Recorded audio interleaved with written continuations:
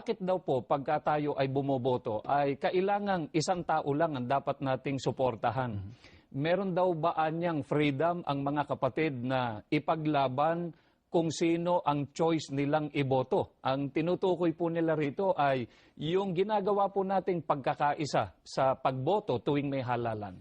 Mabuti kapatid na Romel, bago natin sagutin yung tanong nilang yan, Opo. liwanagin muna natin sa ating mga taga-subaybay kung ano kahulugan ng pagboto. Opo. Dito sa isang diksyonaryo, sa Webster's New International Dictionary, sa pahina 2295, ganito ang ating mababasa na kahulugan ng pagboto.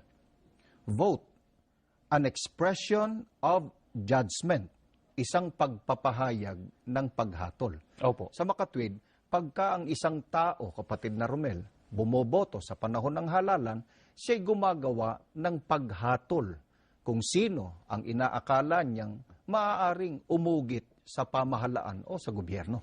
May aral po ba ang mga apostol pagka ginagawa po natin yung paghatol o pagboto? Meron, at yan ay itinuturo ni Apostol Pablo, gaya ng mababasa natin dito sa unang Korinto, sa 1 talatan 10. Ngayon ipinamamanhi ko sa inyo, mga kapatid, sa pamamagitan ng pangalan ng ating Panginoong Hesukristo, na kayong lahat ay mangagsalita ng isa lamang bagay at huwag mangagkaroon sa inyo ng mga pagkakabahabahagi, kundi kayo'y mga lubos sa isa lamang pag-iisip at isa lamang paghatol. Maliwanag ang pagtuturo ni Apostol Pablo, kapatid na Romel. Opo. Malubos ang wika kayo sa isa lamang pag-iisip at isa lamang paghatol.